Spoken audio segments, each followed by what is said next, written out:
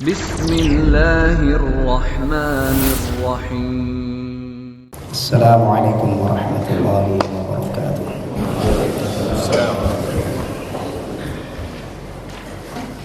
Alhamdulillahi rabbil alamin wal 'aqibatu lil muttaqin wala 'udwana illa 'alal zalimin wa asyhadu an la ilaha illallah wahdahu la syarika lah ilahul awwalin wal akhirin wa qayyumus samawati as-sab'i wal ardin الفرد الصمد الذي لم يلد ولم يولد ولم يكن له كفوا أحد وأشهد أن محمدا عبده ورسوله وحبيبه وخليله الهادي إلى الصراط المستقيم والداعي إلى دين قويم صلى الله عليه وعلى آله وأزواجه وذرياته وصحابته ومن تبعهم بإحسان ila yaumiddin, amma ba'd.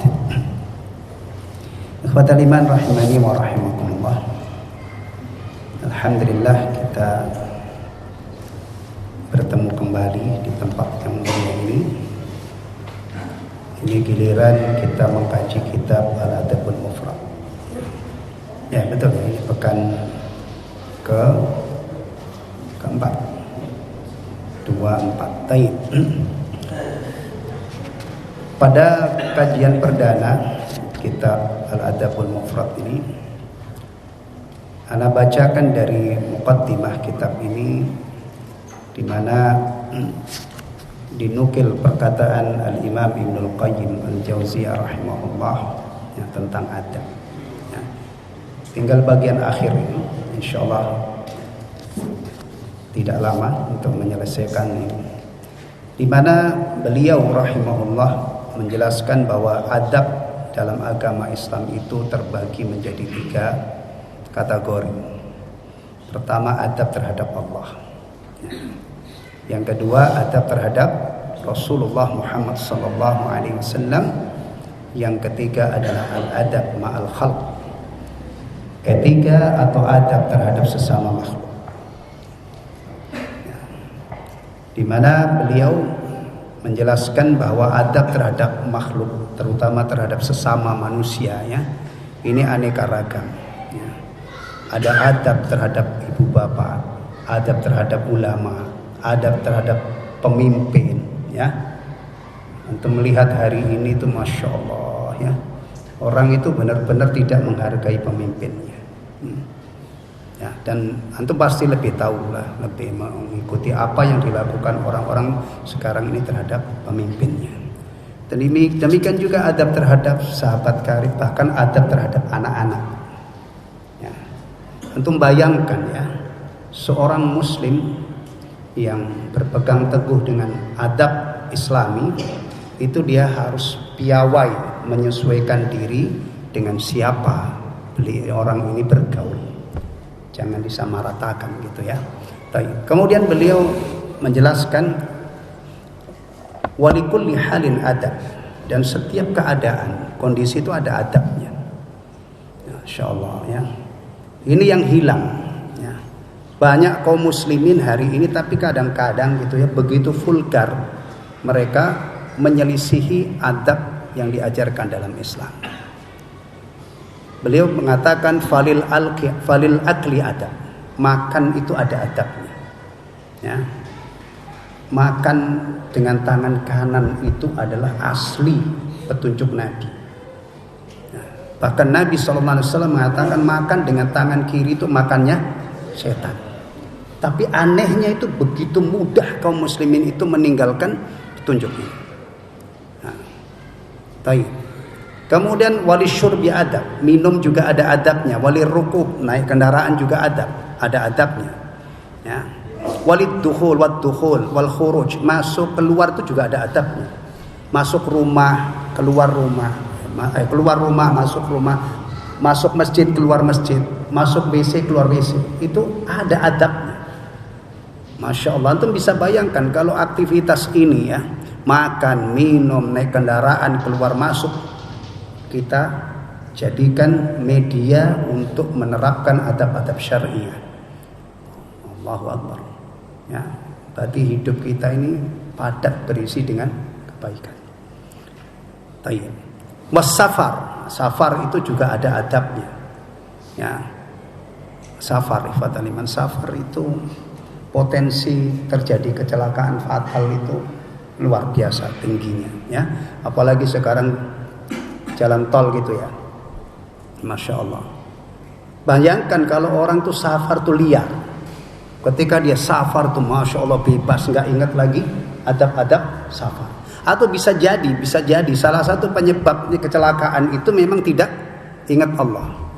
Tidak diawali dengan Bismillahirrahmanirrahim ketika keluar dari rumah. Tidak lagi ketika naik kendaraan, tidak lagi zikir yang diajarkan dalam agama ini. Ya. Bahkan kadang-kadang sepanjang jalan itu memang lupa daratan. Ya. Benar ya? Tol Cipali itu tol yang memiliki tingkat fatalitas nomor 1 di dunia. Beberapa hari yang lalu itu dan para pakar itu sudah mulai menganalisa. Ya. Kadang-kadang ada mobil yang kecepatannya 140, 150, sementara ada truk yang jalannya itu cuma berapa. Nah, kalau dari belakang ini 160, sementara truknya itu jalannya cuma 60, ini potensi nyeruduk dari belakang. Dan itu sering banget terjadi. Jadi bukan karena jalannya itu angker, ada setannya atau apalahnya. Tapi memang dianalisa secara ilmiah itu. Makanya Masya Allah sering banget tiap hari kita dengar berita kecelakaan fatal di itu. Dan di tol-tol yang lain. Di mana itu juga titik rawan itu. Antara Brebes dengan ini mana itu. Semarang. Mana itu Pak? Mana daerahnya. Yang sering kita dengarkan. Nah, coba. Dalam kondisi seperti ini kalau safarnya itu dibingkai ya dengan berpegang teguh dengan adab ya, insya Allah kalau toh terjadi kecelakaan insya Allah husnul khatimah ya kan. Tapi kalau safarnya itu Masya Allah udah liar, nggak ingat adab safar, na'udzubillah kalau terjadi sesuatu. Wal iqamah, tinggal itu juga ada adabnya. Safar ada adabnya, tinggal di rumah juga ada adabnya. Walin naumi adab, tidur pun ada adabnya. Wal kalamu adab, apalagi ini berbicara itu ada adabnya. Ya, berbicara nggak beradab itu kadang-kadang bisa bikin marah sekian orang banyak. Ya. Walis sukut, diam, walis istima, mendengarkan juga ada adabnya. Insyaallah. Begini ini kan saya yang bicara, antum yang istima ya, ada adabnya. Kalau seandainya saya menjelaskan, antum ngomong sendiri, ya gimana? Buyar. Apa yang saya sampaikan antum gak nangkep ya. Makanya Islam itu mengatur berbagai macam kondisi ini dengan adab yang ujung-ujungnya adalah maslahat. Anak itu sebulan sekali, aslinya Rabu keempat, itu ngajar tunanetra di Rawalumbu di Masjid Nurul Haq. Yang memprakarsai kajian ini adalah Yayasan Ummahat. Itu kadang-kadang yang datang 200 orang. Dari Bogor, dari sono Ciputat sana kemana. Itu ada juga yang dari Kerawang, pada rombongan bawa angkot itu. 200. Ya. Saya itu dikenal pawangnya orang-orang tunanetra itu dan tunadaksa. Itu kalau ngaji itu terkendali. Saya cuman punya satu, siapa yang ngomong ya saya suruh gantiin. Itu aja, saya bercanda sebenarnya tapi dianggap serius oleh mereka. Pokoknya kok pas saya menyampaikan materi ngomong saya suruh gantiin. Itu terkendali, senyap ya. Sampai koordinatornya itu menyebut saya ini pawangnya tunanetra. Subhanallah, memang harus begini ikhwatan, apalagi khutbah. Ya, kadang-kadang itu ada masjid puluhan tahun ngadain Jumatan. Adabul istima' ini enggak jalan. Khotibnya menyampaikan itu kadang-kadang yang ini bukan anak-anak kecil lagi. Orang-orang dewasa pada ngobrol. Bikin halaqah sendiri-sendiri. Iya. Padahal itu sudah seharusnya sekali dua kali itu cukup. Berikutnya itu sudah ada upaya bagaimana adabul istima', terutama khotib ya ketika menyampaikan khutbah. Ini luar biasa. Karena Rasulullah SAW mengajarkan. Kalau Rasulullah mengajarkan itu berarti ilmu ini untuk semuanya. Karena Rasulnya umat Islam. Ya kan? Semuanya, mestinya harus semuanya pengelola Jumatan itu memperhatikan itu. Idza qulta li sahibika yaumal jum'ati ansit wal imamu yakhutub faqad lagaut. Kalau kamu misalnya mengatakan kepada teman ini dalam kondisi mendiamkan loh, diam. Hanya itu aja, ansit. Diam. Sementara khotib sedang menyampaikan khutbah, maka gugurlah ganjaran Jumatan. Syekh bin Utsaimin menjelaskan hanya potensi dapat ganjaran sholat zuhur, enggak dapat ganjaran. Nah, berarti mestinya harus ada maklumat yang masif. Setiap ada Jumatan diingatkan tata tertib Jumatan atau dipasang maklumat-maklumat ya. Nah, supaya tidak terulang bertahun-tahun ya. Tayyib waman massal hasa faqad lagaw ya. Siapa yang main-mainin kerikil, sekarang kerikil sudah tidak ada. Kerikil dari mana? Uang ke karpet. Tapi ada Apple, ada Oppo, ada apa lagi? Samsung ejanya, benar itu. Benar itu, memang Samsung itu. Tulisannya kan Samsung ya. Tapi saya dengar-dengar baik ejanya yang benar bukan itu, enggak tahulah apa namanya. Ejaan yang benar. Masya Allah, ini potensi menggoda orang untuk berpaling dari khutbah puluhan kali dari kerikil. Nah, harus diingat. Ya kan? Masya Allah ya. Adabul istima' ini wal istima'u adab. Ya, begini ini ada adabnya. Saya yang menyampaikan, antum yang dengar. Apalagi kalau sedang Jumatan. Nah, itu Masya Allah. Benar-benar harus dididik jamaah itu. Anda harus diam. Mengatakan diam kamu di saat khotib sedang berkhutbah. Nah, lalu siapa yang berhak mengendalikan ini? Ketika khotib sedang berkhutbah misalnya gaduh, khotibnya, ya, bukan DKM-nya. Itu sudah saatnya untuk di khotibnya. Nah ini kadang-kadang khotib pun kadang-kadang tidak perhatian. Suasana gaduh banget, berisik banget, tenang aja. Mestinya juga khotibnya itu ikut mendidik jamaah bahwa ketika dia berkhutbah itu jamaah diwajibkan untuk istima'. Ya, baik. Kemudian ikhwatal iman setelah menjelaskan ini, wa adabul mar'i unwanu sa'adatihi wa falahihi. Ini perhatikan ya. Beliau Ibnu Qayyim mengatakan dan adab seseorang itu adalah kunci kebahagiaan dan keberuntungan. Jadi kalau orang ini beradab, dia pegang teguh adab terhadap Allah, adab terhadap Rasulullah, kemudian adab terhadap sesama, kemudian adab dalam berbagai macam keadaan tadi. Kata beliau, ini adalah unwanu sa'adatihi wa falahi.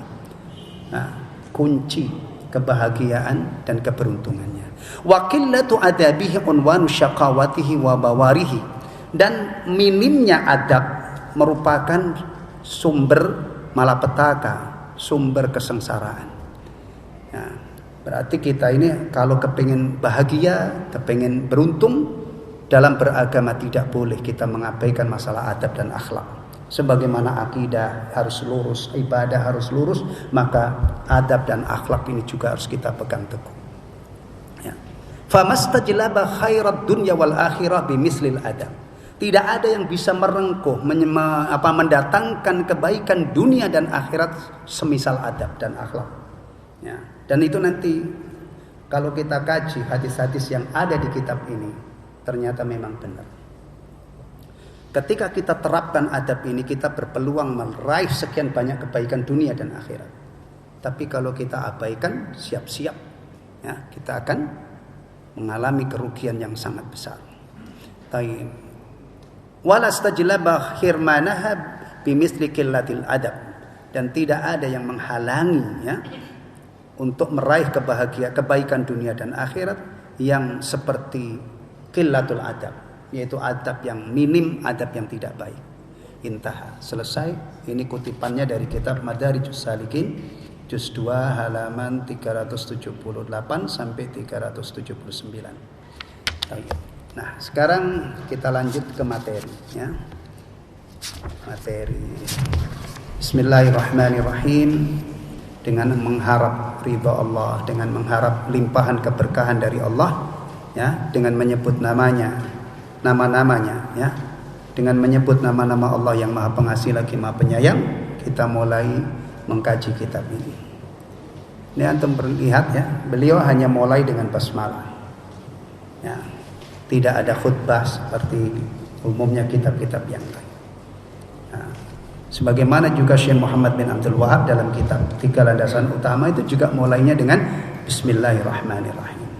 Ketika ada seorang ulama menulis kitab diawali dengan Bismillahirrahmanirrahim, ya. Pertama itu mengikuti mushaf, mengikuti Al-Qur'an. Ya kan? Antum kalau buka mushaf dari awal, yang antum temukan apa? Silakan buktikan. Yang antum temukan apa? Bismillahirrahmanirrahim. Kalau untuk surah Al-Fatihah itu ada nomor 1, menunjukkan bahwa Bismillah itu bagian dari surah Al-Fatihah, ayat pertama. Tapi kalau dikaji secara ilmiah, antum jangan kaget ya. Ada yang mengatakan Bismillah itu tidak termasuk surah Al-Fatihah. Tapi umumnya di mushaf itu selalu dicantumkan untuk surah Al-Fatihah Bismillah ada angka 1 setelah itu. Surah Al-Baqarah nggak ada, surah-surah yang lain nggak ada. Tapi yang kedua ini mengamalkan ajaran Nabi SAW, sunnah Nabi. Sesuatu yang baik itu jika tidak diawali dengan Bismillah maka akan hilang kebaikannya, hilang keberkahannya. Maka di sini Bismillahirrahmanirrahim. Kadang-kadang cukup diawali dengan Bismillah. Tapi kadang-kadang dengan tahmid, dengan pujian, dengan ada sholawat dan yang lainnya. Ya. Kita ini diajarkan untuk membaca basmalah kapan? Minimal Bismillah atau Bismillahirrahmanirrahim. Kapan? Coba hitung-hitungan. Sehari itu kira-kira kalau kita mengikuti sunnah Nabi itu Bismillahnya berapa? Ketika makan, minum, Bismillah dikombinasi dengan Alhamdulillah. Bismillah, Alhamdulillah. Coba. Nih. Ketika apalagi? Keluar rumah, Bismillahi tawakkaltu 'ala Allah, la haula wala quwata illa billah.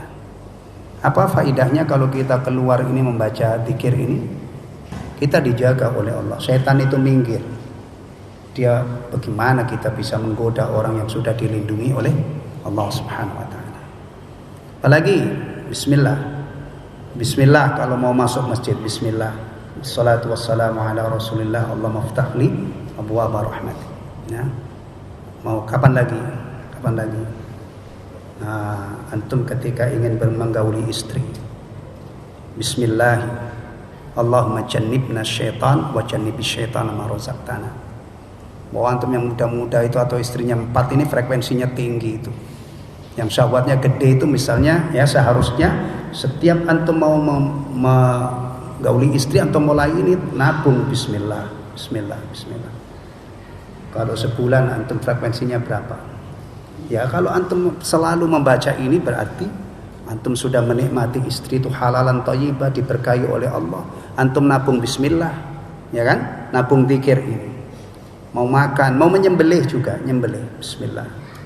Ya. Mau wudu, bahkan sebagian ulama itu mengatakan wudu itu wajib mengawali dengan Bismillah. Cuci tangan Bismillah. Sebagian, tapi umumnya kalau kita belajar wudu itu tidak sampai wajib, tapi termasuk sunnah. Nah orang yang berfaham ini sunnah, berfaham ini wajib, itu mestinya dalam tataran amal beda apa sama? Misalnya saya punya keyakinan bahwa wudu itu harus membaca basmalah. Pak Joko misalnya tidak sampai harus tapi sunnah, dianjurkan. Itu misalnya saya dengan Pak Joko ini dalam tataran amal itu sebaiknya beda apa kompak? Sebaiknya itu beda apa kompak. Saya mengamalkan karena keyakinan saya wajib. Beliau pun yang punya keyakinan sunnah itu mestinya juga semangat mengamalkan. Ya, saya ambilkan contoh. Hukum sholat berjamaah itu ulama khilaf. Ada yang mengatakan wajib dan menjadi syarat sahnya sholat. Kalau tidak ada udzur nggak sah sholatnya kalau nggak berjamaah. Ya. Ada yang mengatakan wajib tapi tidak menjadi syarat sahnya sholat. Ada yang mengatakan fardu kifayah. Ada yang mengatakan sunnah muakkadah. Oke, ini ada 4 orang. Saya mengatakan wajib, Bapak mengatakan wajib. Yang paling ekstrim tadi wajib kalau saya nggak jamaah nggak sah. Bapak wajib tapi tidak sampai menjadi syarat sahnya. Yang satu lagi fardu kifayah. Yang satu lagi sunnah muakkadah. Itu mestinya ada adzan itu semuanya berlomba-lomba untuk dapat shaf. Tidak mungkin dibenarkan. Kenapa kamu nggak ke masjid? Sunnah. Emang kamu hidup ini nyari apa? Nyari duit melulu. Sunnah itu adalah sunnah dalam arti hukumnya sunnah ya. Kan ada hukum wajib, adiknya wajib itu sunnah, ya kan? Ada haram, mubah, makruh. Hukum taklif itu berkisar 5 ini. Hukum sholat berjamaah itu ulama berbeda pendapat. Tapi mestinya perbedaan pendapat ini tidak membuat orang itu ketinggalan jamaah. Ya. Hatta kalau yang berfaham itu hukumnya sunnah, dia tidak mungkin menghapus ganjaran fadail jamaah. Mulai dari wudu yang bagus dari rumah keluar, ya kan? Nah, terus itu setiap langkah dihargai begitu tinggi oleh Allah, pelipat gandaan ganjaran. Orang yang misalnya punya pemahaman sholat jamaah itu sunnah, dia bisa mengingkari bahwa ganjaran sholat berjamaah itu 25 atau 27 kali lipat. Gak bisa. Maka hidup itu dan ilmu fikih itu seharusnya berbuah amal. Sama dengan yang satu meyakini haram, satu meyakini makruh, itu mestinya kompak dalam titik apa? Meninggalkan. Yang satu atas nama haram punya motivasi kuat, yang makruh pun ingin menyempurnakan agamanya, ingin mendapatkan ganjaran dari meninggalkan sesuatu yang makruh, kompak. Maka jangan sekali-kali ilmu ini hanya jadi perdebatan ya. Kita ini banyak berbeda pendapat, tapi dalam tataran amal tadi antara yang mengatakan wajib, yang sunnah itu mesti dalam tataran amal melihatnya adalah ini diperintah oleh Allah, oleh Rasul. Ya. Persoalan memahami secara ilmiah ini wajib atau sunnah itu seharusnya tidak membuat kita ini tercerai-berai dalam tataran amal. Ya, apalagi kalau ilmu ini juga buat berantem istilahnya, buat mendebat orang. Ya, na'udzubillah min dzalik. Antum-antum yang sudah punya ilmu itu usahakan berbuah amal. Ya, berbuah amal. Karena ilmu itu ditanya nanti sebagaimana harta. Kan orang-orang kaya itu selalu dinasihati bayar zakat. Kalau enggak nanti antum binasa di akhirat. Sebaliknya sama saja orang-orang yang berilmu, amalkan ilmu antum itu. Ya. Jangan orang itu semangatnya punya ilmu tapi nyerang orang, punya ilmu tapi enggak. Ya.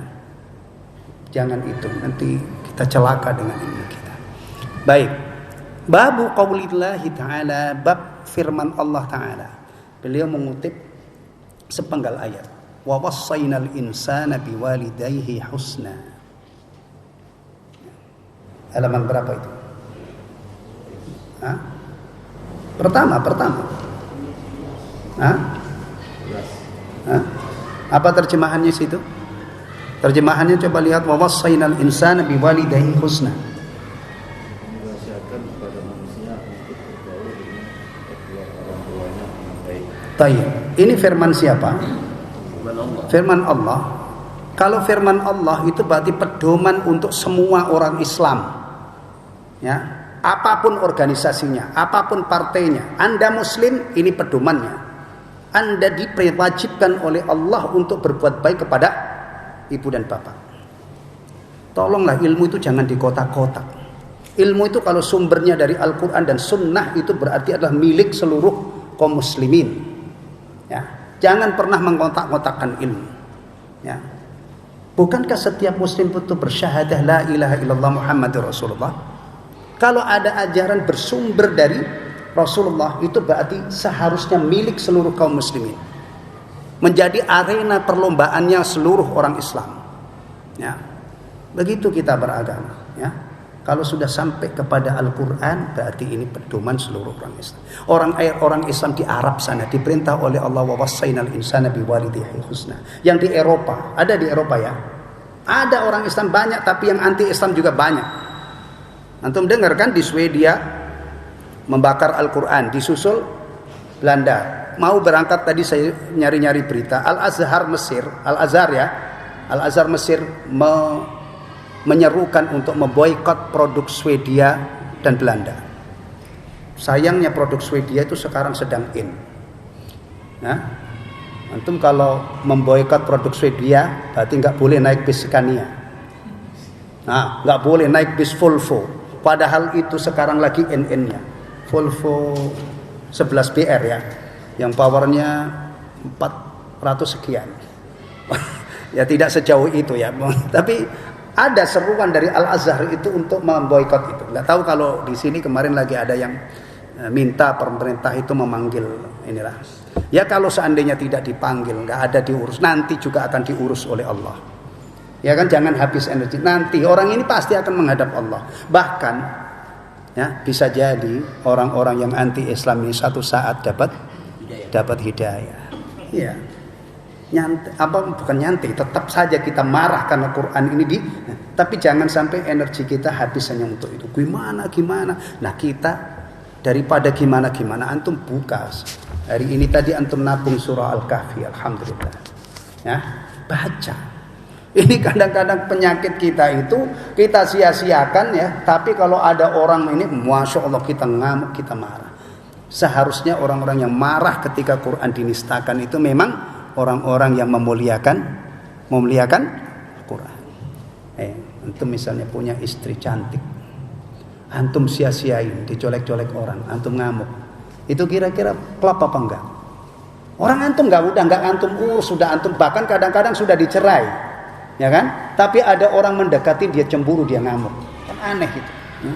Tapi kalau memang orang ini Masya Allah istrinya itu disayang, kemudian ada orang nyolek-nyolek atau orang goda, keluar kejantanan antum, kelaki-lakian antum, cemburu untuk pacar. Ya. Jadi kita ini jangan sampai Quran misalnya sampai bulukan pada di ini nggak ada yang nyentuh. Ya, giliran ada yang bakar antum ngamuk-ngamuk, itu nggak klop. Mestinya sebelum ada orang menistakan Al-Quran yang memang di mereka itu orang kafir, nggak ngerti apa itu Quran, orang Islam yang memuliakan Qurannya, dipelajari, diamalkan, dipegang teguh. Ya, tayyib. Ayat ini sebenarnya banyak yang semakna dengan ini ya. Baik, kita langsung hadis pertama. Ya. Ini sanadnya kadang-kadang kutipannya itu cukup panjang ya. Saya potong saja. Misalnya dari mana ini? Haddatsana Syu'bah qala. Syu'bah menceritakan kepada kami, beliau berkata, Al-Walid bil ibni Al-Izar akhbarani, bahwa Al-Walid bin Al-Izar mengkhabarkan kepada aku, beliau berkata, Sami'tu Abu Amr Asy-Syaibani yaqul. Saya mendengar Abu Amr Syaibani berkata, Haddatsana sahibu hadhihi dar. Pemilik rumah ini telah menceritakan kepada aku. Wa auma abiyadihi ila dari Abdullah, dan dia menunjuk ke rumah Abdullah. Maksudnya Abdullah ibnu Mas'ud. Ya. Jadi hadis ini itu kalau dipangkas rawinya itu dari Abdullah ibnu Mas'ud. Ya. Sa'al qala, beliau berkata radhiyallahu anhu. Ini di kitab ini kalau penyebutan nama sahabat itu tidak ada doanya. Tapi umumnya di kitab-kitab hadis itu kalau sudah sampai sahabat itu selalu ada doa radhiyallahu anhu. Maka tidak tertulis, tapi saya usahakan untuk mudah-mudahan saya tidak lupa. Setiap menyebut sahabat selalu saya kasih haknya. Ini sebagai bukti bahwa kita itu dididik untuk memuliakan dan menghormati sahabat. Dan Ahlus Sunnah wal Jamaah ini persoalan memuliakan sahabat, ini persoalan ajaran agung. Ya, bukan masalah hanya sekedar adab, tapi beradab terhadap para sahabat, memuliakan mereka, menghormati mereka, mendoakan radhiyallahu an, ini adalah masalah besar dalam agama kita. Beliau radhiyallahu an mengatakan, sa'altun nabiyya sallallahu alaihi wasallam. Saya bertanya kepada Nabi sallallahu alaihi wasallam. Terjemahan tidak harus sama persis ya. Antum mengikuti terjemahan yang ada di dalam kitab, kadang-kadang beda dengan terjemahan saya, dan itu secara substansi insyaallah tidak menyimpang ya.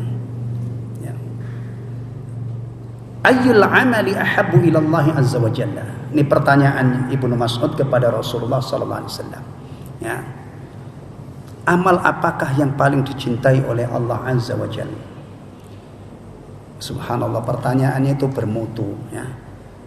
Ibnu Mas'ud bertanya kepada Rasulullah sallallahu alaihi wasallam, Rasulullah itu tidak pelit untuk berbagi ilmu.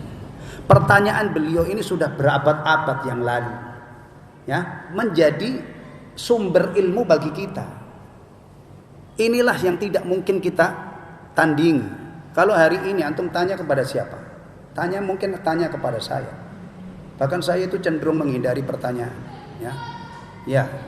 Karena saya tidak menurut saya itu tidak level untuk menjawab pertanyaan-pertanyaan. Maka saya pelit dengan membuka pertanyaan. Yang ada di kitab aja yang kita ambil faedahnya.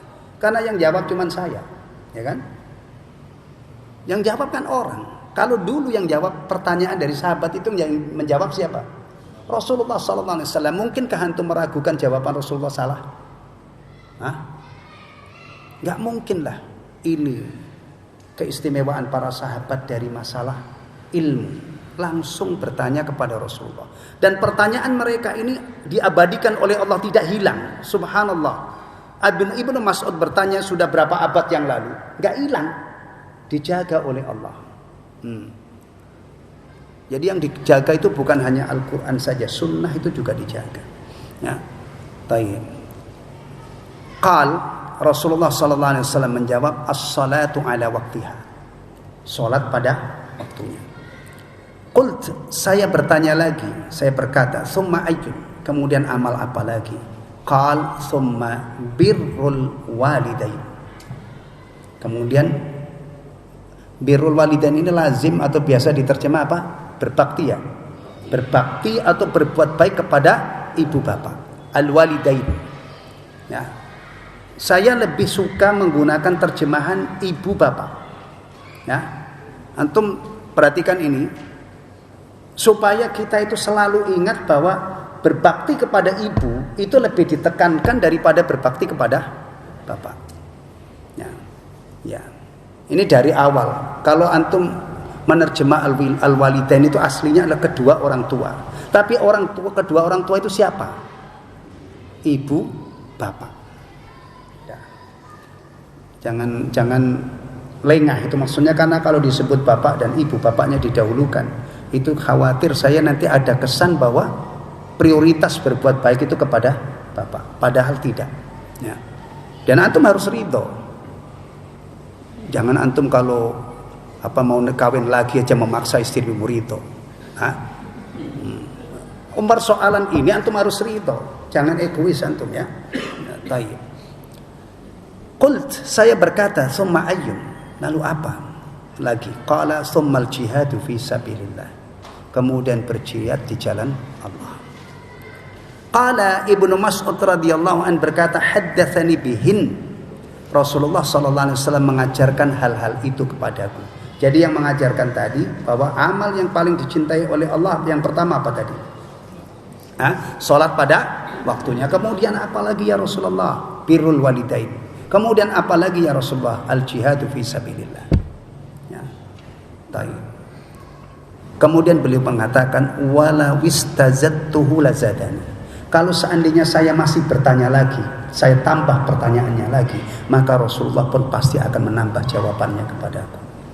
Tapi cukup sampai di situ. Ini juga bagian adab yang diterapkan oleh Abdullah ibnu Mas'ud kepada Rasulullah ketika bertanya. Ya. Padahal kalau seandainya dia mau bertanya lagi, insya Allah dijawab, pasti dijawab oleh Rasulullah SAW. Tapi beliau yang beradab terhadap beliau, ya cukup 3. Karena kalau memberontong pertanyaan sampai 10, 11, sampai belasan, kira-kira gimana? Dikhawatirkan Rasulullah SAW tidak nyaman atau tidak berkenan. Ini adab. Adab seorang muslim itu juga begitu. Antum kalau ada orang itu jangan sampai orang itu tersinggung, jangan sampai orang itu tidak nyaman. Itu sudah dilarang dalam agama. Nah, Masya Allah, adab ikhwatal iman, ya, itu membuat suasana seperti di surga. Ya. Taib, kita lanjutkan fiqhul hadis.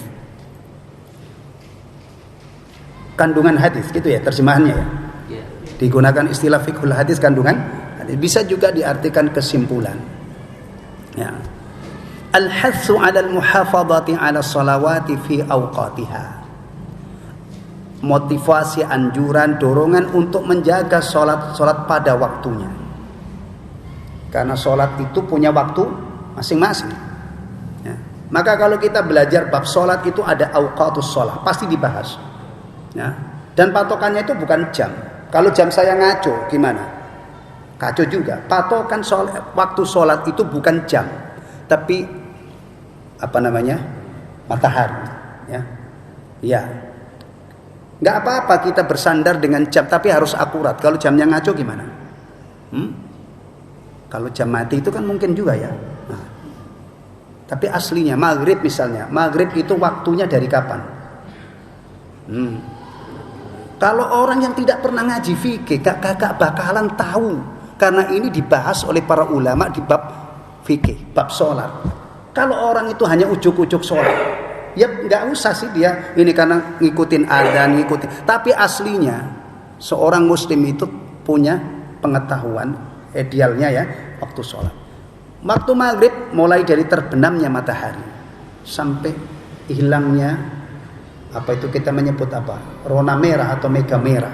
Karena kalau pas terbenam itu tidak langsung gelap gulita, masih menyisakan semburat warna kayak merah-merahan itu ya. Itu nanti kalau sudah hilang baru masuk isya. Isya sampai kapan?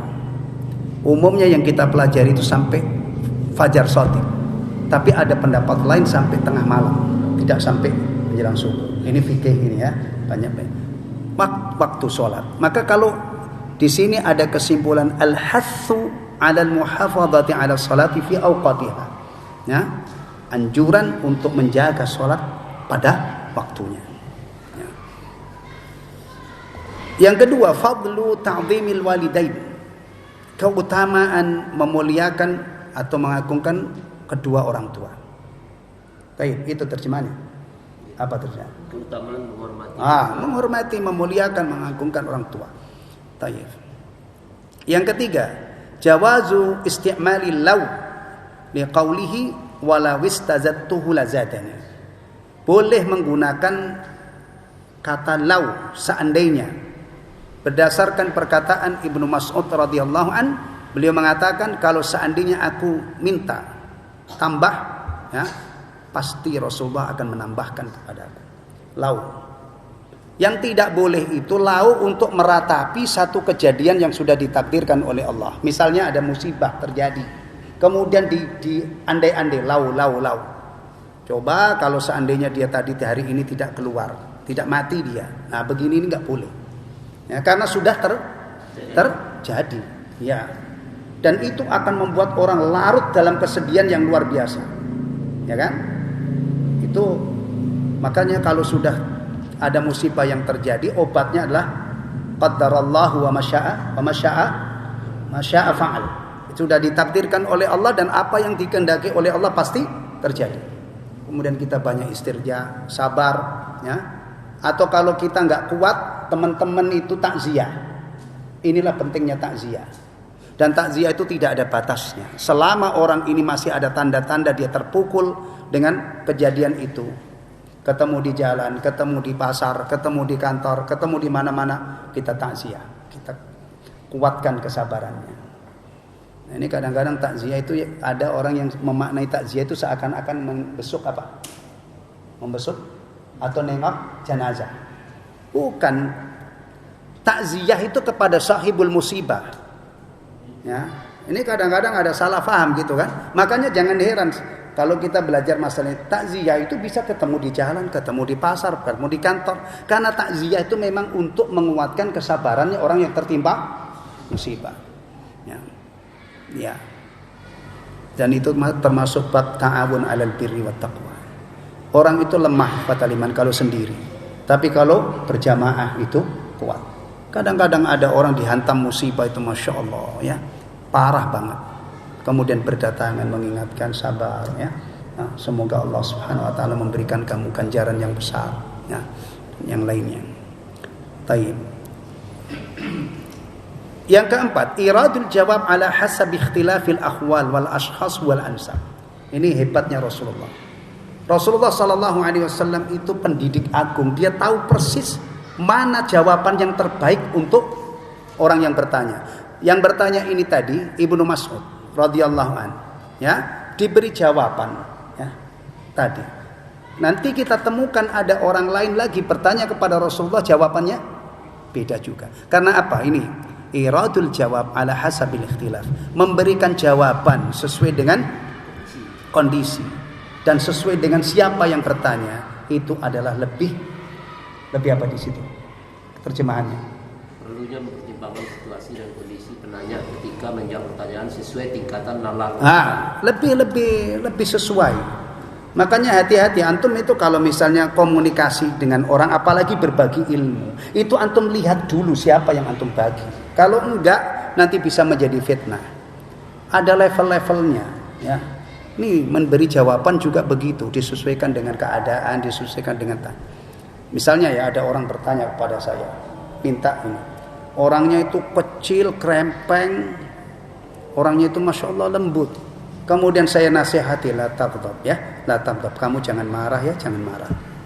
Relevan nggak? Orang sudah lembut, sudah krempeng, kecil, kemudian saya nasihati, kamu jangan marah, ya nggak relevan orang dia sudah ini. Tapi kalau orang cenderung masya Allah, temperamental, badannya gede, biasanya kan gitu. Tapi maaf loh, kadang-kadang ada orang badannya gede itu halus, lembut juga ada, ya. Ada potensi dia pemarah. La taghdab, la taghdab. Maka dulu ada seorang sahabat datang kepada Rasulullah, itu wasiatnya itu, jangan kamu marah, jangan kamu marah. Tergantung ini, ya. Antum kalau misalnya ada orang itu masya Allah galak sama istrinya, melakukan KDRT, minta wasiat, minta nasihat. Kalau saya tahu orangnya seperti ini, saya nasihati, kamu perlakukan istrimu baik-baik. Itu amanat dari Allah, wa ashiruhunna bil ma'ruf. Kalau ada orang suka bohong, misalnya saya tahu dia suka bohong, saya nasihati, kamu jangan bohong. Nah, sesuai dengan adar, karena nasihat itu kadang-kadang seperti obat. Kalau orang itu sakit kepala jadi obati, dan seterusnya. Kemudian yang kelima, subutu ta'dhim as-sahabah li Rasul sallallahu alaihi wasallam. Hadis ini menunjukkan menetapkan pengagungan sahabat terhadap Rasulullah. Apa bentuknya? Ibnu Mas'ud itu sangat menghormati Rasulullah, sangat memuliakan Rasulullah. Bentuknya gimana? Penghormatan beliau radhiyallahu anhu kepada Rasulullah sallallahu alaihi wasallam, li tawaqqufihim an kathrati su'alihi sallallahu alaihi wasallam. Karena dia tidak banyak bertanya kepada Rasulullah sallallahu alaihi wasallam. Cukup berapa tadi? Pertanyaannya berapa? 3. Baik. Yang keenam, husnul muraja'ati bis su'al. Apa itu, Pak? Coba baca terjemahan. Yang keenam, metode tanya jawab merupakan salah satu metode terbaik dalam mengulangi pelajaran. Iya. Ya. Dan Rasulullah sallallahu alaihi wasallam itu sering. Kalau ini tadi kan yang bertanya itu sahabat, ya. Kadang-kadang sekali tempo Rasulullah itu kalau ingin sallallahu alaihi wasallam ingin mengajarkan sesuatu, itu biasanya diumpan dulu dengan pertanyaan. Tujuannya apa? Tujuannya orang yang akan menerima wejangan, yang akan menerima ilmu ini dalam kondisi siap. Ya, lagi-lagi ini kaitannya dengan adab ta'lim. Coba bayangkan kalau ta'lim itu masya Allah ustadznya menyampaikan materi, yang lain itu pada ngobrol sendiri-sendiri, gak nyampe ilmu itu. Ya, kira-kira kalau ada orang bagi duit ratusan ribu itu, ada yang pada tercecer di tanah nggak? Ada nggak? Nggak ada, pasti terserap semuanya kan.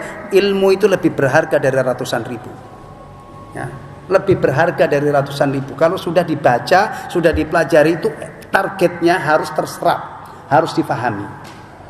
Nah, makanya majelis taklim namanya kan. Tayyib. Fihi yang ke-7, fihi sabrul mufti wal muallim ala sa'ili wal muta'allim. Dalam hadis yang mulia ini mengajarkan seorang mufti dan pengajar itu harus sabar terhadap orang yang bertanya dan yang belajar. Ya, nih, kalau di dalam surah Ad-Duha itu wa ammas sa'ila fala tanhar. Adapun terhadap orang-orang yang meminta maka jangan kamu menghardik. Minta ini umumnya minta apa? Minta duit, minta makan. Jangan antum hardik. Tapi Syekh Abdul Rahman As-Sa'di rahimahullah ketika menafsirkan ayat itu termasuk sampai di sini ini, seorang pengajar itu hendaknya ya harus sabar, harus memperlakukan muridnya itu dengan baik. Jadi meminta itu bukan hanya minta harta, tapi minta ilmu, bertanya. Itu juga harus disikapi dengan baik. Persis ini. Hadis ini memberikan pelajaran bahwa orang mufti, pengajar ya, atau ustadz itu harus sabar terhadap orang yang bertanya dan orang yang belajar dengannya. Alhamdulillah, satu hadis sudah kita baca ya. Berarti nanti berikutnya 2 hadis. Hadis yang kedua. Ya. Berikutnya itu berapa pekan lagi? 2 pekan ya. Ya nggak apa-apa. Ya. Ini ada datanya nih ya. Masjid Al-Mubarak Mutiara Baru sudah sampai 131. Masjid An-Nafi tetangga saya 138. Di perumahan Surya apa itu namanya di Jalan Narogong 46. Ada yang baru juga. Masjid Al-Amin baru dapat 13 hadis. Ini baru 1. Tapi insya Allah nanti kalau kita terus ngaji sampai 2024, 2030 insya Allah total hadisnya itu ada 1322 ya. Kan waktunya cuma maghrib sampai isya. Kecuali kalau antum siap sampai tengah malam ya. Satu pertemuan mungkin dapat 30 hadis. Ya, tapi kacau ya, kacau. Antum ngaji bab adab tapi istrimu pada ngomel pulang. Karena antum ditunggu gak datang. Enggak, kita enggak mau begitu. Justru kita ngaji ini ingin semuanya tambah baik ya, tambah baik. Insyaallah. Alhamdulillahilladzi bi ni'mati tatimmus shalihat. Subhanakallahumma wa bihamdika asyhadu an la ilaha illa anta astaghfiruka wa atubu ilaik. Assalamualaikum warahmatullahi wabarakatuh.